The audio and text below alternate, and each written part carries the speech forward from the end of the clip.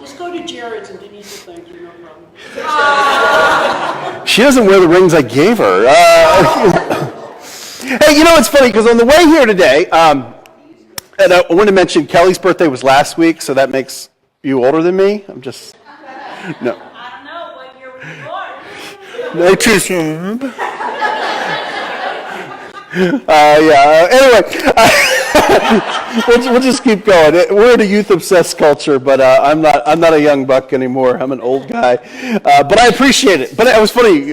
Sometimes I show up and I'm the youngest person at something. I'm like, oh, right. Usually I'm not.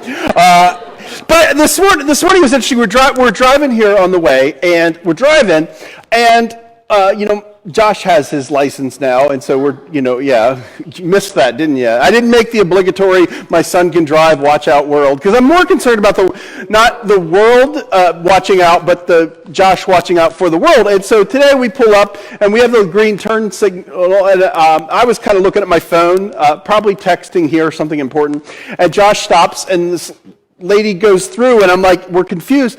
And here's the thing, she was older, not like old as me, but no, I'm kidding. She was old enough, she would know the directions and the rules of the road, but she went through the red light and was looking at Josh like, what are you doing? It's my right of way. And we're like, well, actually, we have the green arrow. The car behind her had this perplexed look on their face too, because it was, you can know the rules to the road, but you could still not follow them, right? And whether it's a misperception, misconceptions, things. And so the Christian faith, living it can be hard, but it's also very simple.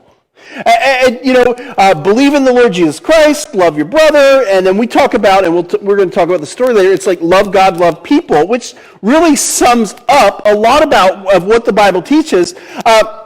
And John's reminding us of the importance of that today. And so we're going to talk about something, love one another. Now, I literally realized this morning, been there, done that, got the t-shirt. And Carmen, I think, is teaching kids church, so she's not here. She literally made me a t-shirt when we were doing a series, and we talked about love one another. So I literally have been there, done that, have the t-shirt. So we're talking about something today that a lot of you, maybe you've been there, done that, got the t-shirt. And if you've been in church for any length of time, if you've been in deep water for any length of time, you've probably heard us talk about love one another. But it comes up in the text, and so we're going to talk about it. But sometimes it's easy to know the rule, the law, the thing we're supposed to do, but you're still running red lights. And so we're going to talk about that today. And sometimes you might think love one another, but you think, nope, not today, because that's Joyce too. And I'm thinking of the irony here. We plan this. We text each other, hey, what you wearing today? I'm kidding.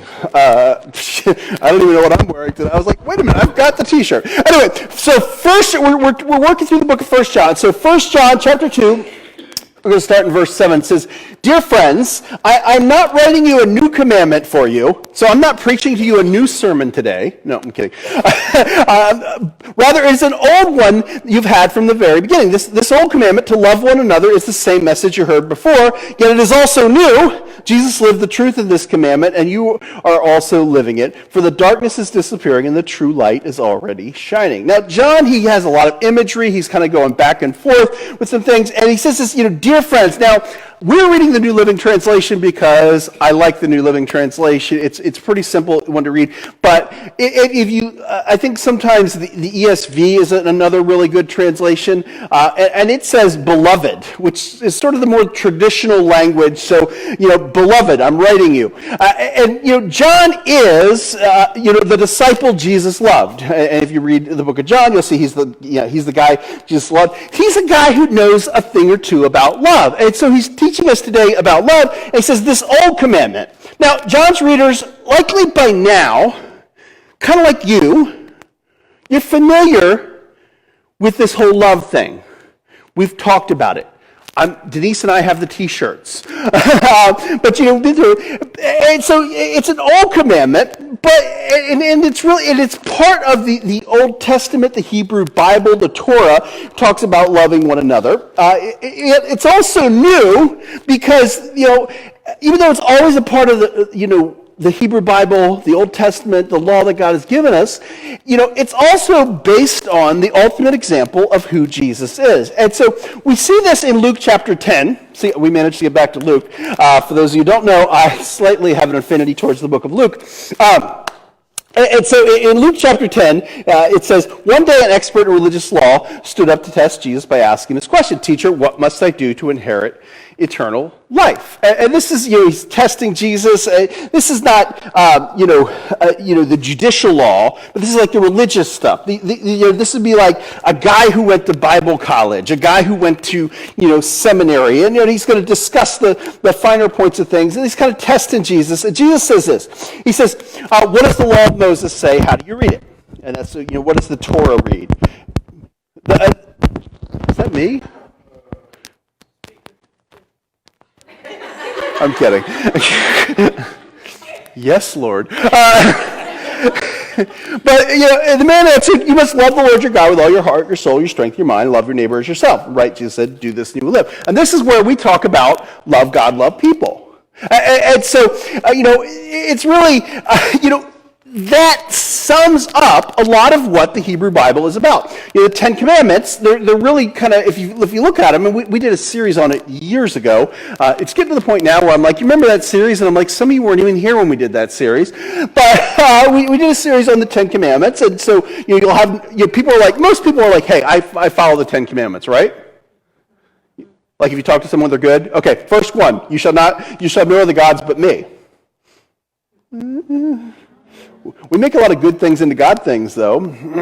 You should not make yourself any idol.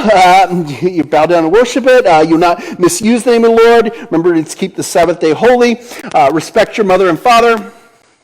How are we doing? Not so good, most of us. We think of like do not murder. Like I haven't killed anyone yet.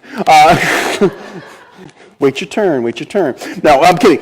But, we have the Ten Commandments, and they're really sort of, if you look at them, they're kind of directed to God and other people. It's not this new thing. It's this old thing. And so there's actually, I think, by some people's count, I've never gone through and counted the whole thing, there are 613 laws in the Hebrew Bible. I know. And, a lot of them. But, they're kind of saying, bottom line, to sum up, you love God, love people. And so loving God means, doing what he wants us to do and living the life the way, he wants us to. And love others, then treating others the way God intends. And so 1 John 2:8 says, Jesus lived the truth of this commandment, and you are also living it. And so, last week we talked about, and again, John is a hard book to map out, but it's a fun book. But 1 John 2:6 said, those who say they live in God should live their lives as Jesus did. And ESV says it this way, whoever says he abides in him ought to walk in the same way in which he walked. And I like the word abide. It's not one I use all the time, right? Anyone here use the word abide outside of church ever? No, probably not. But it's kind of a good word. A guy named John Stott said, we cannot claim to abide in him unless we behave like him. So really what it means to live, in Christ, to walk this way, now I'm thinking, walk this way. So, anyway, you have to sometimes know the things that are going through my head. Not everything. Right now, I think it's the caffeine from the espresso. But, we can't claim to abide in him unless we behave like him. So if you're really living this Jesus thing out, it means you behave differently. Again, and that's that tension we always talk about, because you're not made right with God by what you do. It's purely by faith and trust in God that we're made right, but your life should then look different. Message says, 1 John 2:4-6 this way, if someone claims, I know him well, but doesn't keep his commandments, he's obviously a liar. His life doesn't match his words, but the one who keeps God's word is the person in whom we see God's mature love. This is the only way to be sure we're in God. Anyone who claims to be intimate with God ought to live the same kind of life Jesus lived. So, what is the big mark about how Jesus lived that we should live? It means we should love. We should love like Jesus. And, to be honest, to be frank, to be real, I never know what to say because, hopefully I'm honest, when I preach. But it's easier to not love sometimes, right? Who here drove to church? Some of you get to walk. That's great. There was probably some struggles to love on the way to church, right? We call them other drivers. And there's a frustration sometimes when people run red lights coming at you, and it's a struggle. It's funny because normal people can become crazy in a car with other people driving, right? Like, it's not people anymore. It's like you get mad at the red Mustang, the green Honda, the black Jetta. No, I'm just saying, if you have a black Jetta, it's easy to get mad at you.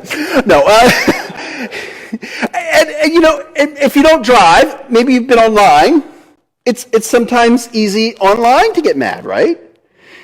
Anyone ever write a tweet or reply back to something and then delete it? That's wisdom. Because there's sometimes you want to post or say something that might even be truthful, but if we're honest, there's a little kind of angry motivation in why we're saying things.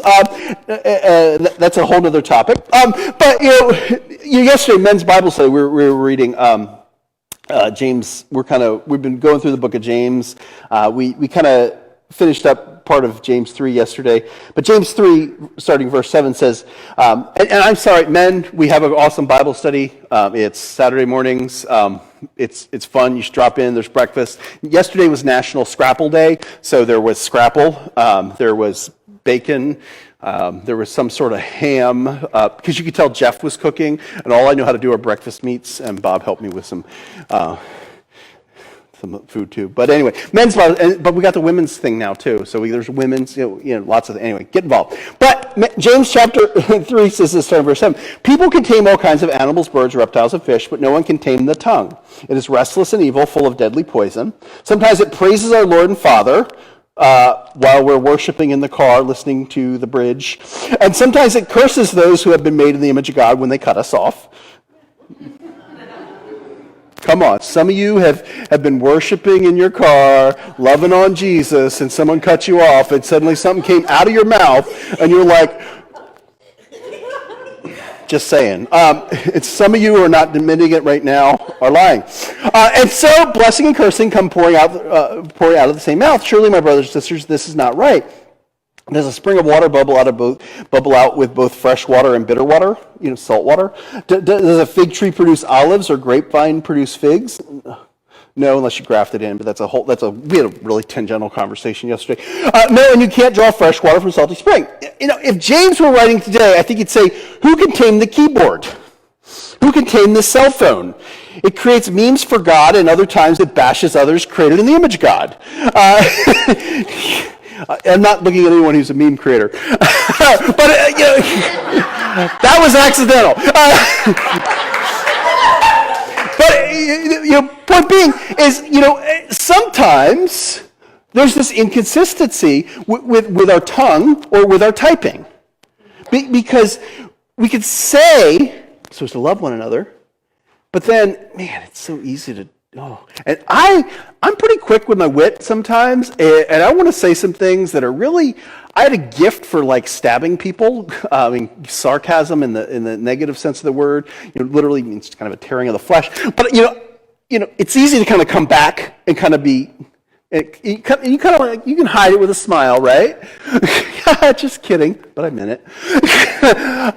And some of y'all looking at each other, man. It's getting awkward and weird in here. But, it's easy, but we have to watch. And so, I think one of the questions yesterday that I really liked was, what kind of damage does an uncontrolled tongue or keyboard do to a family, to a marriage, to children, to a church? Man, all kinds. And if you haven't been damaged by somebody, you probably don't know anybody. You live on a desert island.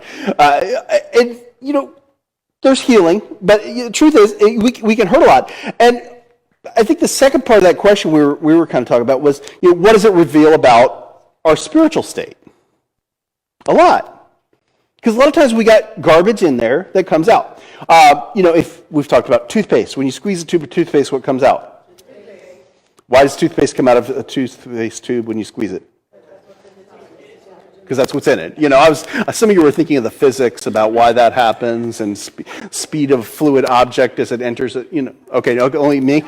But when you squeeze toothpaste, what comes out is what's in it. And a lot of times in life we get squeezed. When we're driving, we get squeezed. And, what comes out of us is what's in us. So we struggle when we drive, but yeah, that guy probably shouldn't have cut you off. But you've cut off enough people at other times anyway. But, the truth is, I have to deal with what's in me, not necessarily what that driver did. And it doesn't mean there's not laws and policemen and all that. Don't hear that. But, and Jesus said this is how we should live. John 13, starting verse 34, says, "So now I am giving you a new commandment, love each other." Love one another, depending on the translation. "Just as I have loved you, you should love each other. Your love for one another will prove to the world that you are my disciples." Literally, we have the T-shirt. We've probably posted on Instagram. We've shared it. In Deepwater, we'll probably do the love one another this week. And somebody will share it. Like, oh yes, share, love one another. But it's a lot easier to share than to live. Sharing's easy. And sharing is caring. So please do, share Instagram. We want to share scripture. That's it. But and here's the thing. We can keep this general and bland. We can leave it here. Love one another. But you know what? General and bland is real easy to not do. It's kind of like when the rubber hits the road here. How am I going to live this out? Jesus said, so now I'm giving you commandment, love each other just as I have loved you. I think that's the part that makes it hard, right? Just as I have loved you. See, when we look at our own lives, we can see some failures in the way that we have tried to love others, but ultimately, what is love? Baby, don't hurt me no more.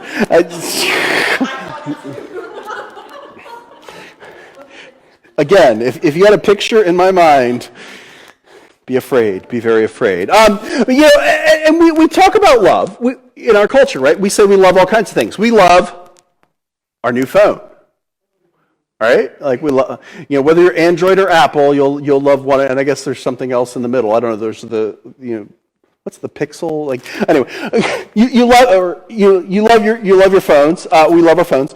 We love Netflix. Some of y'all into Stranger Things, and not just the show. We love Scrapple, because it's National Scrapple Day was yesterday, We love chocolate. We love tacos. Come on. I would love to have great abs, but I also love tacos. So, anyway. What is love? When we look at what love looks like, when we do it, we kind of go back to when Jesus was arguing with the lawyer. And Jesus says, love your neighbor as yourself. What's the natural question? Who's my neighbor? Because we kind of want to justify where I got to draw the lines. It's funny because when we talk about love one another, some of you are like, oh, love one another, that applies to the church, which that's hard enough to love y'all sometimes, being real. But it means I don't have to love other people because, if they don't have a church sticker on the back of their car, then we're good. I can hit him. But, congratulations, you're a Pharisee because, Jesus tells the story. And this is like right after that passage in Luke, he tells the story of the Good Samaritan. Now, the Samaritans had just opposed Jesus.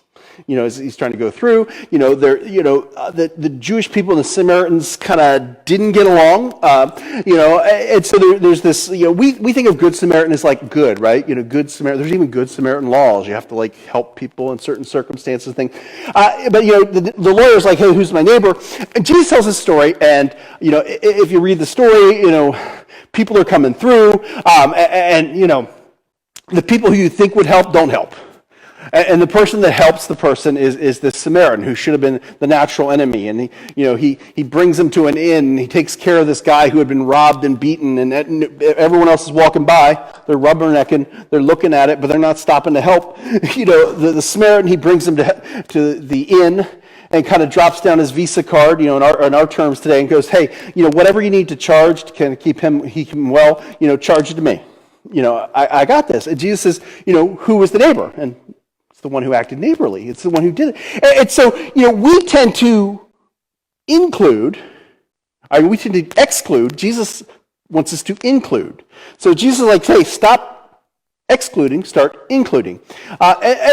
We see this too in Jesus. And we're going to tell a couple of stories that are familiar. So I don't want to go verse by verse, which I prefer to do. But Jesus tells this story. We hear the story about Jesus. In John 13, we see, there's the Passover meal. Jesus is eating the Passover, which is kind of where we get the communion meal that we celebrated earlier. We got this Passover meal. He's celebrating it. And in the middle of dinner, Jesus gets up from the table, took his robe off, wrapped a towel around his waist, and he poured water into a basin. Then he began to wash his disciples' feet, drying with the towel he had around him. So, if you don't know much about the culture, this is not like what the honored kind of teacher would do. And if you're in a lot of traditional cultures even today, it's kind of there's different expectations for the teacher. They hold you up as like this honored place, and it's funny sometimes traveling. People do things to honor me because I'm a teacher. They won't let me carry my own bag. I'm like, seriously, dude, it's got like 2 Bibles in it. That's all I can carry that. But it's the place of a teacher is an honored thing. And so Jesus gets up and he's doing the lowliest of jobs. He's washing feet.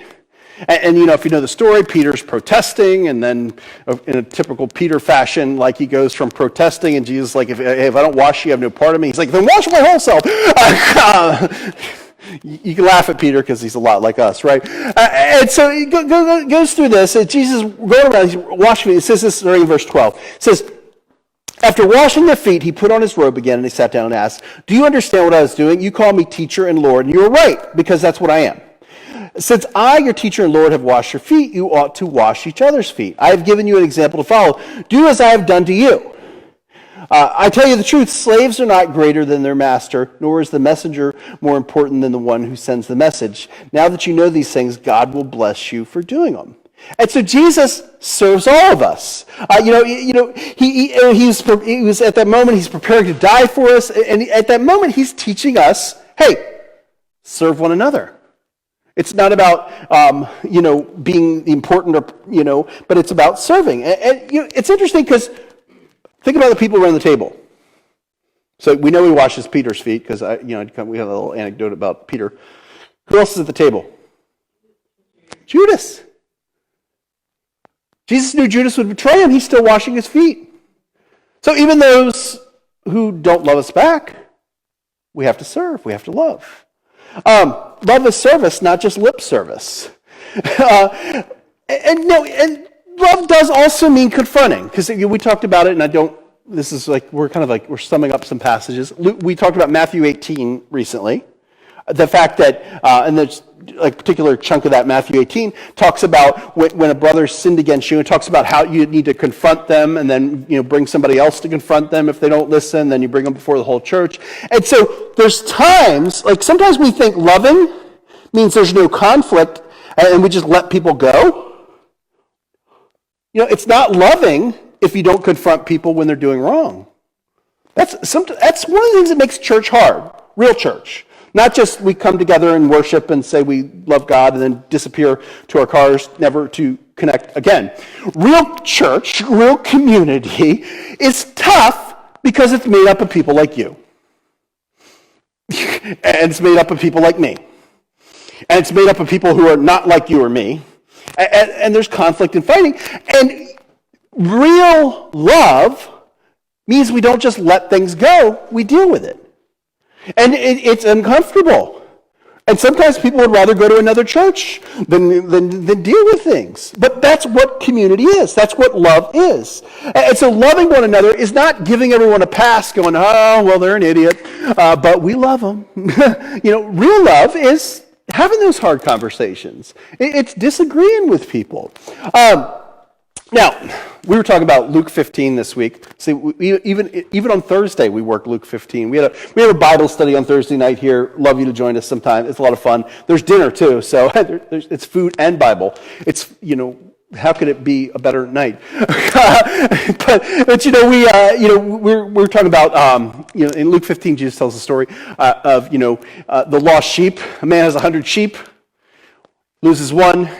He leaves the 99 to go look for the one, right? And really, if you've heard that story, you kind of know where he's going with it. But it's really sort of outlandish because when you read it from my eyes, I'm like, you're leaving your 99 to go look for the one? It doesn't seem to make any sense, right? You're like, I would stick with my 99, because, I'm concerned about them. Percentage-wise, Jesus, I'm thinking this is good. But, somebody said, this is especially meaningful if you're the one.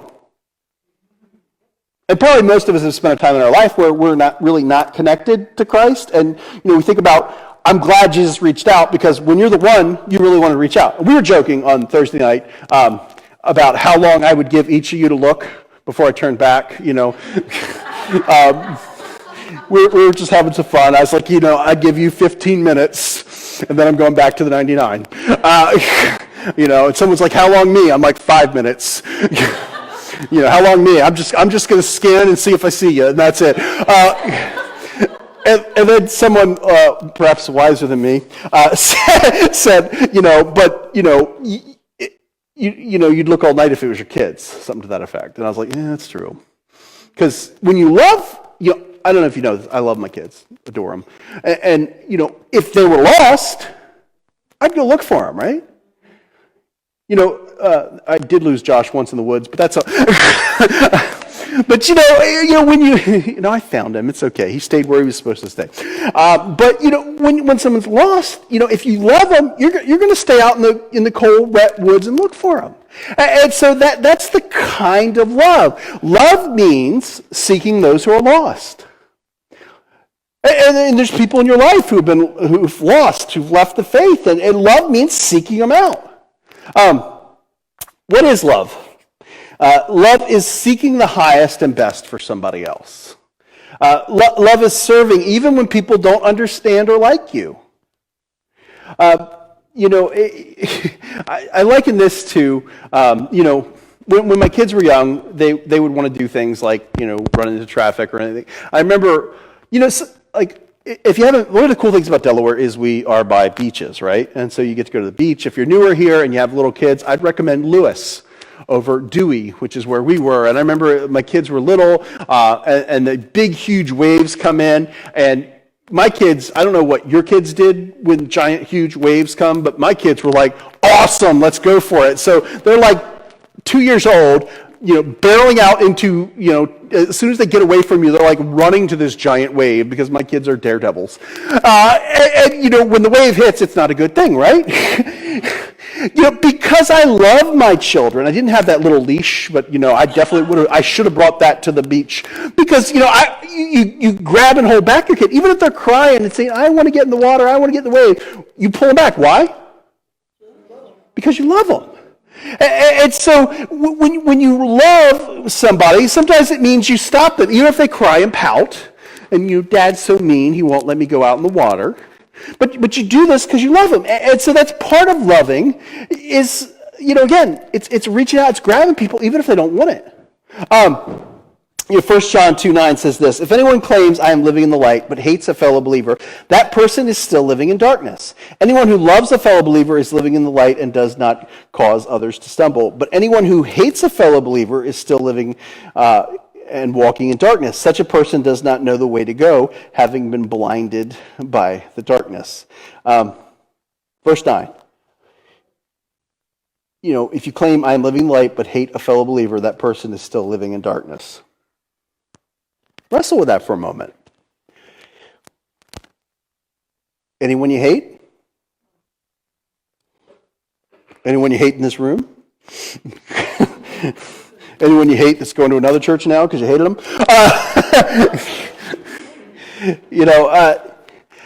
We really have to ask ourselves, are we living this out? Are we doing this love one another thing? Now, when my kids were little, it was fun because they want to do everything you do, right? And so it's getting near hunting season, so you might hear some hunting things.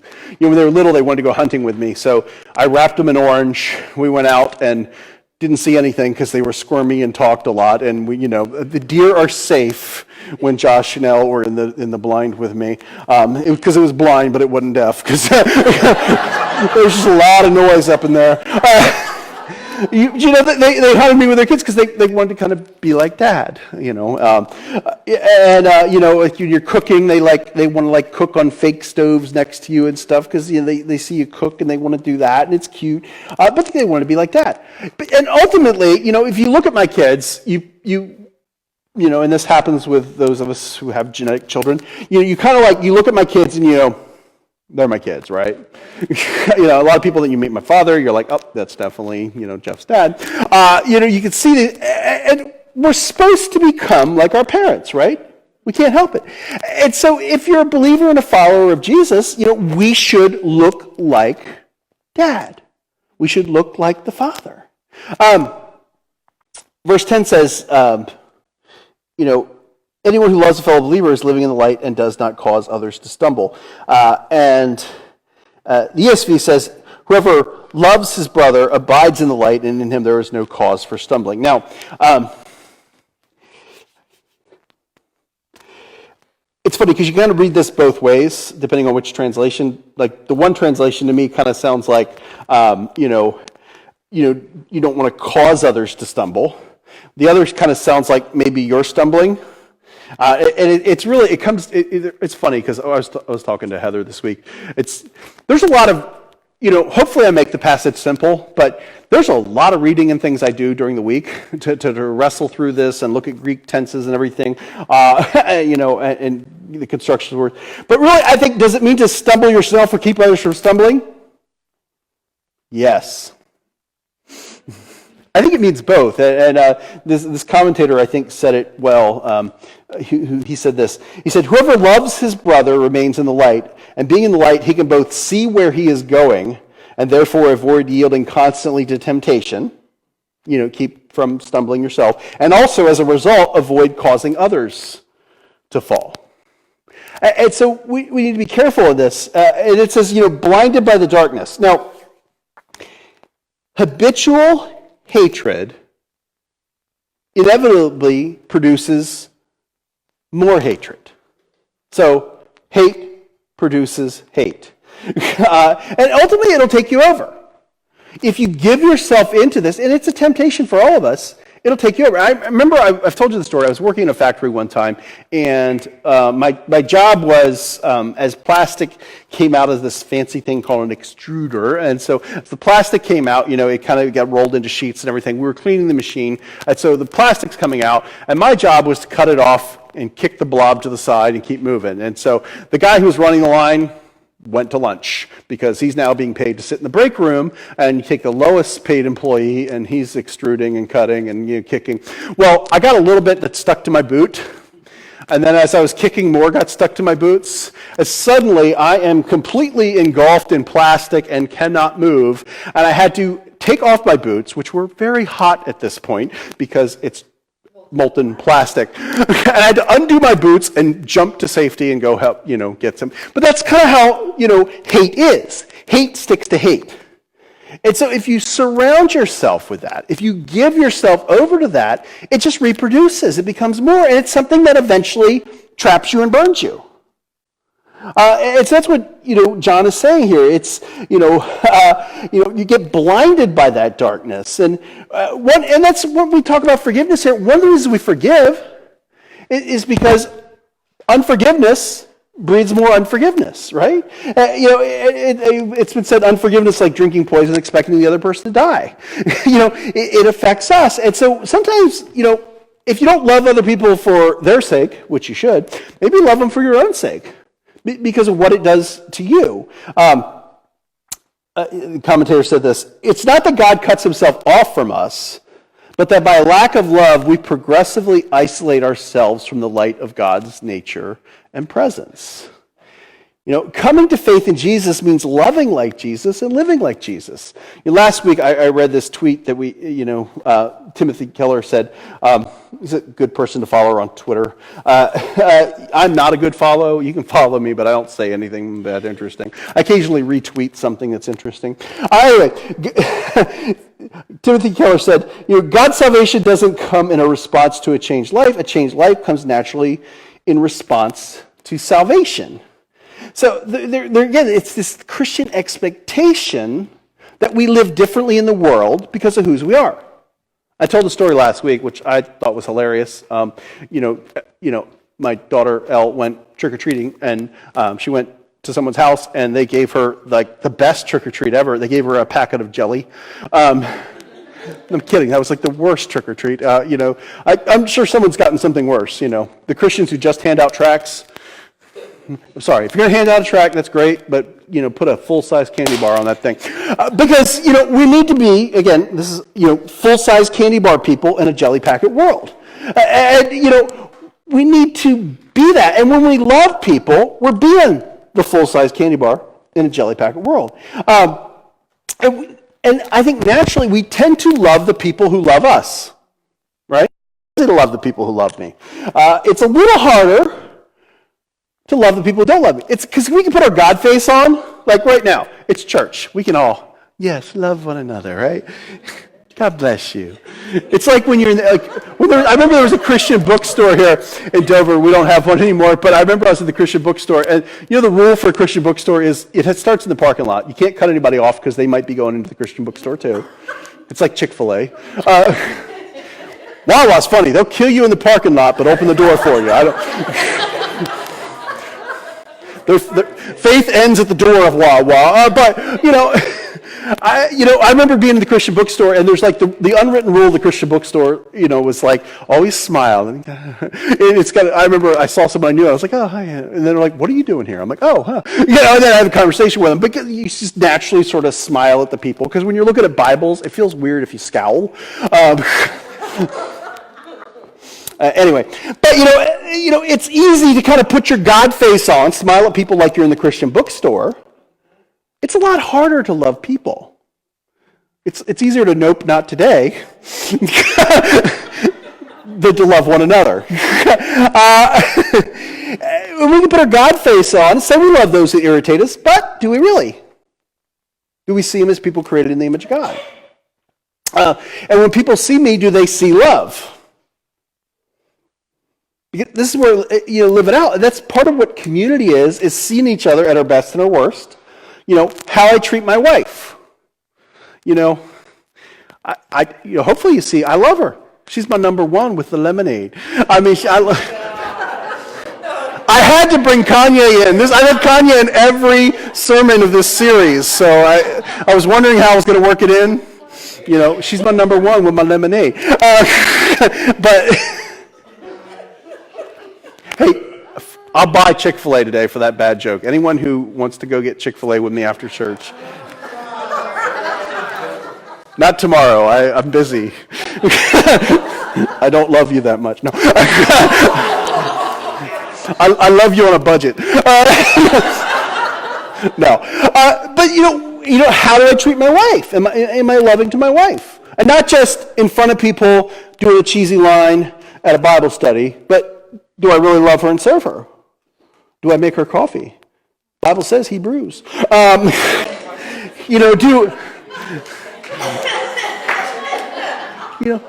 I love my friends? Do I really treat them well? How do I treat my kids? If you parents, you have some good days and some bad days, but are you going back to your kids going, I'm sorry, I was wrong, I didn't represent Christ well? When people at the gym, when they take your 45s, when you were benching, I'm not going to use all the 45s. Come on.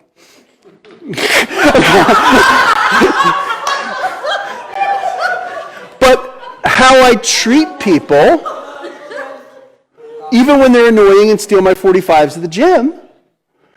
I had this one person, they constantly, they were like a test of will I love people.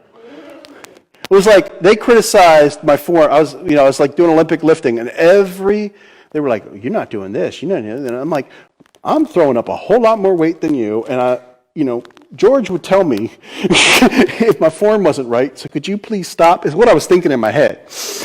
But I'm trying to love him. So it was like, oh, okay. That's about all that could come out. But it's a challenge. It's a struggle to love people in the real world, real time. But can we love those who annoy us? Here's the thing. With my kids, there are certain things they could probably repeat throughout. I kind of wonder what they've caught through childhood, like when they have kids and they can laugh at me then about what things I said to them, because they can't laugh now because they live in my house. I will make them live in a tent back in the backyard. Actually, we live next to my parents. They probably just go next door. But you can't discipline your kids when you got the parents next door. But there's certain things I say a lot, right? I didn't do this to the sound guys. I was going to make them put up all these verses, but it would just be a lot of verses. So John 13:34, love one another. 35, love one another. John 15:12, love one another. John 15:17, love one another. Romans 12:10. No, be devoted to one another in brotherly love. It's real close though. Romans 13:8.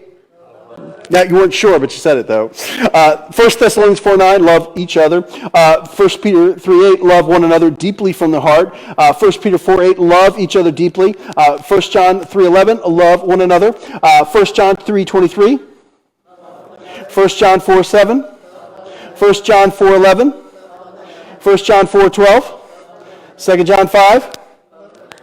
Jesus says it a few times. The Bible repeatedly says it.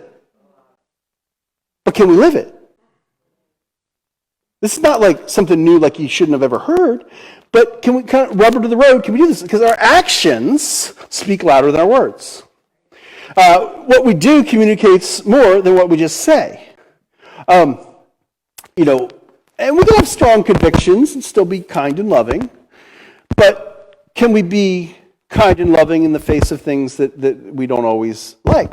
Reverend Dr. Martin Luther King said, darkness cannot drive out darkness, only light can do that. Hate cannot drive out hate, only love can do that. And really, loving people can change a society. Now, so think about how I live this out. Before we make statements, jokes, or act, or drive, think, is it harmful or helpful? Is it true? Is it kind? Is it loving? Because that's a hard one. It can be true, but we can kind of maybe not so kind. Because you can speak the truth in not love, or you can speak the truth in love. Christians are ultimately called to love our enemies. It means loving people who don't look like us. It means being good to people who oppose our ideas. And if we can't love one another, we need to deal with the root of the problem, which is us, not them. It's like when your kids are bickering and complaining, because, I'm sure my kids were the only two who never got along all the time. And every one of you has other kids, your kids are like, oh yeah, they're just like perfect peas in a pod. That's awesome. You and your life that you're pretending you have on Instagram, but don't. But what we always say, it's like, I can't control their behavior, but you have to control your reaction. And I can't control the world's behavior, but we can control our reaction. We can love like Jesus loved. And we live that way. We'll show the world who we are by our love. We'll show them we're believers. And we'll also show who God is by the way we act and react to others. So as the worship team comes back to play, I want to remind you we have the connection cards. You can fill one out, drop it in the offering as it comes around. Would love to connect with you. Would love to talk to you about, beginning